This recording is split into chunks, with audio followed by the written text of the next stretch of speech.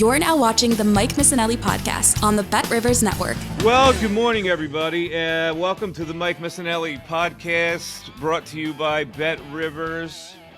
I am wearing a red hat today because I am seeing red. It happens to be the Mike Missanelli podcast hat. It's not a Phillies hat, in protest for today, because it is 10 hours later from when the Phils lost to the Arizona Diamondbacks in Game 4 of the National League Championship Series, and I still can't believe what happened last night.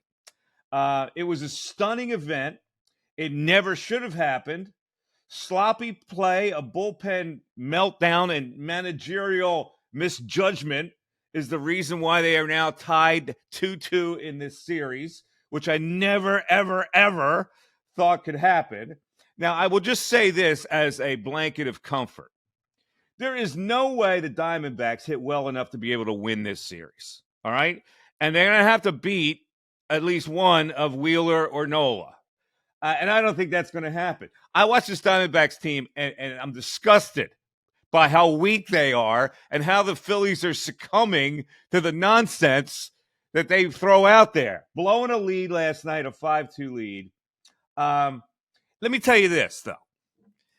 If the Diamondbacks win this series, it will be one of the most monumental losses and collapses in Philadelphia sports history. All right? I just want to put that out there flat out, because this is something that should never happen when you got one team decidedly better than the other. All right. But let's not bury the lead here, and let's get into the crux on why they lost last night. Burying the lead is a journalistic term. Blowing the lead is a closer's term. And that's what Craig Kimbrell did last night, even though he was not in a closer role.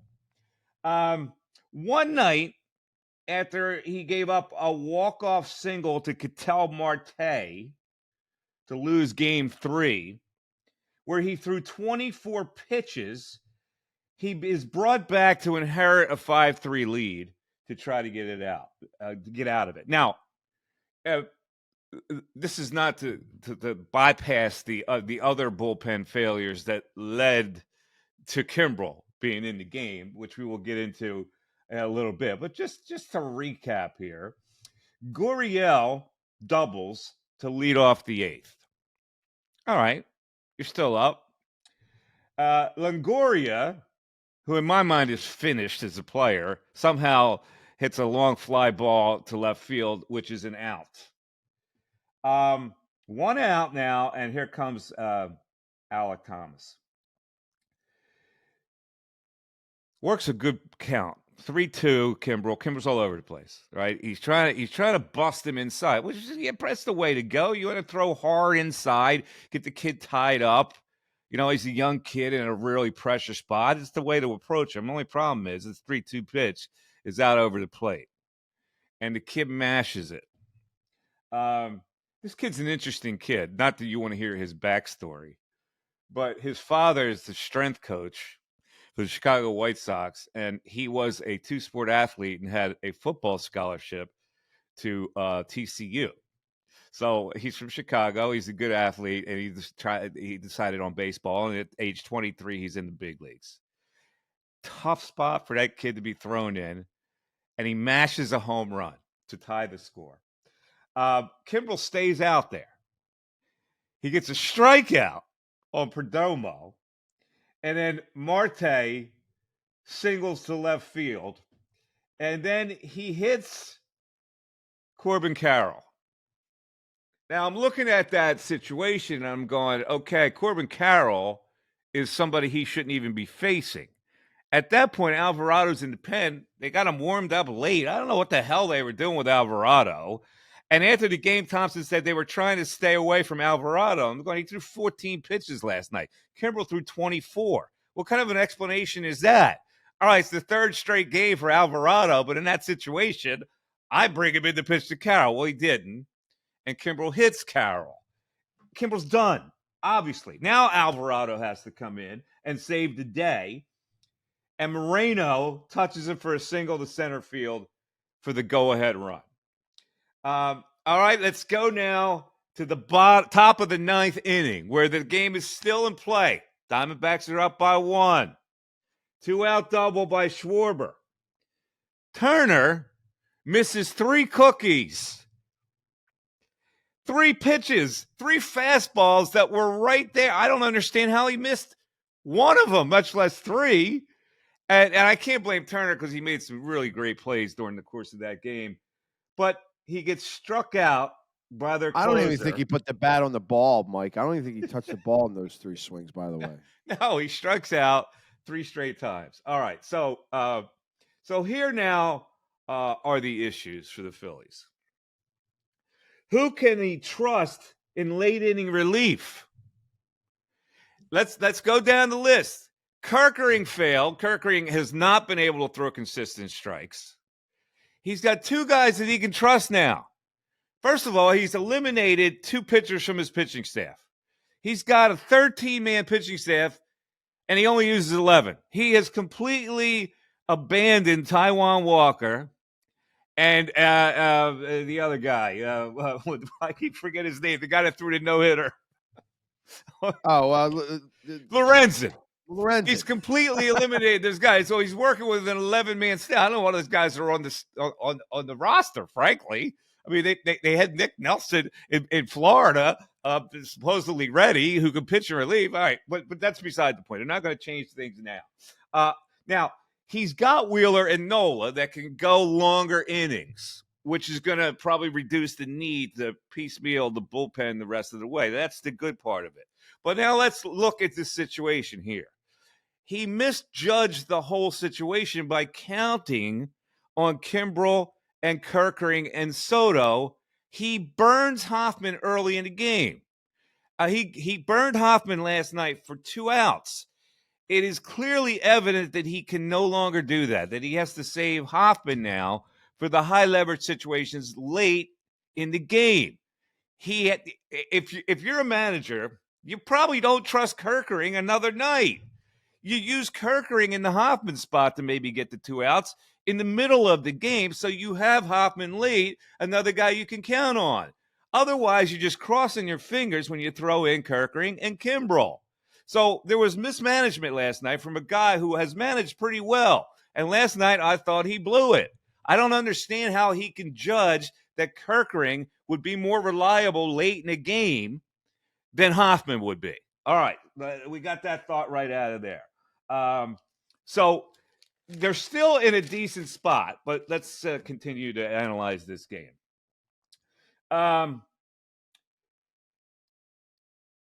Sanchez over Walker to start the game. Sanchez gave them a run. Now, Bohm really gave him a run. It was an unearned run, but you can't just give away runs. They got down 2-0 right away, and there was a bad aura to the game because they got down 2-0. Bohm makes the high throw that puts the guy on base. Sanchez forgets how many outs there are on a double play ground ball back to him. Now, this is the playoffs, okay? You cannot be how in the world are you a pitcher and you are not you know why? Because you're a young pitcher not ready for the moment. And that goes back to the manager saying, well, in an intra-squad game, he looked better than Walker. Okay, fine. Except that Walker's a veteran. And if you're going to take a chance with Sanchez, it didn't last very long. You saw the kid. He couldn't throw strikes. He forgot how many outs there are. Maybe a veteran doesn't do that. So right away, they got behind, as they say in hockey, the 8 ball. All right. So now let's look at it here. They got down 2-0, but the Phils had a 5-2 lead on a heads-up play by Turner and a rather poor decision by Emmanuel Rivera at third base. The bases are loaded. Chopper down the line. It's a fair ball. The kid grabs it. Schwarber's running. It's a force out. Get your bearings, all right? I hate bad baseball, right? So this guy rushes the throws it off balance and short hops the catcher. You got time to set yourself and throw a strike on a force out. Gives the Phillies a run. Not only that, the ball kicks away from the catcher. Turner, heads up play. I mean, brilliant play. reads the play, has enough speed to score on that play. Now, that's something that should melt down the Diamondbacks. This is something now where you're in charge of the game and you don't seal up the game. All right, Darren, your thoughts on this? There's not a whole lot I can add to that, Mike, except it was just, you trusted Topper all year, and the manager has not made very many mistakes. He overmanaged last night. Watching Kimbrel crumble, like he's cooked, washed. You cannot bring him in anymore in the back end or the high end of that bullpen anymore. You just can't. When he gave up that home run, did you see the look on his face of complete exasperation? I mean, just wide-eyed, deep sigh. That was really tough to watch. It really was. I can't trust. There's only two guys I really trust at this time, and I'm fine with Kerkering in the middle innings. I think you're right. Put Kerkering in where he had Hoffman last night. I trust maybe Hoffman in the 8th, Alvarado in the 9th. I think that's the way it's got to be. But you're going to have to get at least 6, if not 7 innings out of Wheeler tonight, and hopefully another 6 out of Nola. When's the next game? Monday. Yeah. Monday. Okay. Here's the thing. After the game, Thompson said, when he was asked, why did you leave Kimberlin and not go to Alvarado in that inning? And he said, to be honest, we were trying to stay away from Alvarado. Now, that tells you that they knew Alvarado was fried. So if you know Alvarado is fried, and you know Kimbrel threw 24 innings the night before, how in the world do you manage it to the point where you have to use both Kimbrel and Alvarado? You were trying to stay away from Alvarado. He threw 14 pitches last night. That means the bullpen coach and the pitching coach is observing him. And, he's kind of fried. Okay, well then how do you burn those? How do you burn Hoffman? This is what I don't understand. If you're managing along here and you admit that you were afraid to use Alvarado, then you're afraid that he's got nothing. And then you're relying on Kimbrel, who you should know has nothing. This is where I don't understand his rationale last night. And this is where I could pin a lot of that loss on the manager last night. All right? And you're right. So tonight, the starting pitchers are fried. Both teams. They used 9 pitchers last night, both teams, right? And the bullpen game for Arizona Diamondbacks, they got away with it with that bullpen game. They shouldn't get away with it. Those guys that come out of that pen don't have good enough stuff to cuff the Phillies. They did. So Wheeler has to go long. Now, has he gone long? Not really. When's the last time he's gone long? He gets to the 6th inning and they go, uh-oh. Now, Gallen probably is capable of going longer than Wheeler. Wheeler fries up later in the game. Zach Gallen, who doesn't throw as hard, maybe it's the Diamondbacks' advantage in this game tonight. But that is the scary part. If they have to get Wheeler in the 6th inning, who is it that they get?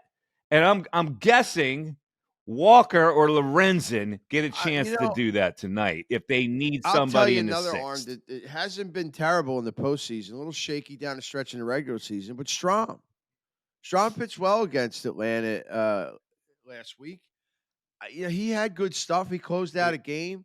Maybe last night, you need a lefty. If you're going lefty, Strahm's a guy who can get in the 6th, 7th inning for us. He pitched last night. He did, didn't he? He came in for 1 inning. He pitched fine. And he was fine. Yeah, Strahm pitched last night. Strahm pitched. I have no problem going back to Strahm tonight. I really, because he didn't throw that many pitches. Yeah, I do. Strahm's not a durable guy either. They have very few options here. They got to get Wheeler almost to set through 7, and then cross your fingers, because at that point, I don't know who you have. Even if he gets through 7, who do you have in the 8th and 9th at this point? Who do you go back to in the 8th and 9th tonight? You're already admitting you didn't want to use Alvarado last night. Kimbrel, you absolutely can't go back to. The moment is too big for Kerkering. You're going to have to rely on Lorenzen or Walker to pitch in this game tonight. And I just hope it goes okay for the Phillies. This is something that I totally did not expect, and it shouldn't have happened. And I don't want to hear from people saying the Diamondbacks are spunky. The Phillies had a 5-2 lead in this game. The Phillies have not hit. That Diamondbacks team does not hit at all. And somehow they win that game last night. There was a stat that Jason Stark put out last night. Ketel Marte is the only efficient hitter they have. The rest of the team is hitting like 188. So I just don't understand it. The Phillies are blowing this more than the Diamondbacks are taking it away from this team. Kimbrel's really responsible for a major sit here choke and job. We'll wait for another game. I can't listen. If they lose tonight, it'd be totally unexpected for me.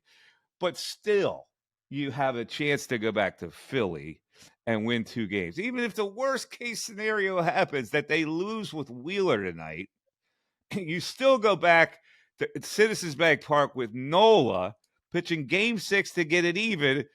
But then who do you start in Game 7? I guess you got to go to Ranger Suarez to start Game 7. But here's the other thing. You may have to use Ranger Suarez in relief tonight just to salvage what's going on. And if you use him, then what do you do? There's a lot of ifs. They had to use Ranger Suarez in relief in last year's playoffs, if you recall. So they may have to bite the bullet and burn him to the point where, maybe he can't start an all-important game back. The only comfort I'm giving myself right now, Mike, is I thought the series would go 6 games. Did you say 5 or 6 when we first did our predictions? I don't remember. I thought you might have said 6. I said 5 and possibly a sweep. Yeah, I went 6. I am stunned by what happened last. I really cannot believe that they have lost 2 games to that stinking team. That team stinks. There's nobody okay, and I'll say it right away. I'm tired of hearing people say they're plucky. All right, they won 84 freaking games. They have no hitters in their lineup, and they threw rag bullpen arms at you last night and got away with it. That kid South Frank was soiling himself out there, and they still couldn't take advantage of it. It's maddening, and I'm angry. I'm seeing red, as in this hat. All right, folks, that is our post-game look on a Saturday morning early. I can't believe that happened. I had to wait 10 hours to see if I could process this, and I couldn't process it at all. It was tough to go to bed last night watching that thing. The way it unfolded. All right, everybody, thanks so much for listening to another Phillies post-game Mike Missanelli podcast brought to you by BetRivers. We'll be coming at you, obviously. I don't know when. We got an Eagles game we have an Eagles game tomorrow. So for probably Monday morning, we'll wrap this whole thing up and have a lot to say about the Phillies and the Eagles. Have a great rest of your Saturday and a great weekend. Thanks, everybody, for listening and watching the Mike Missanelli podcast on the BetRivers Network. We'll talk to you later. Bye-bye.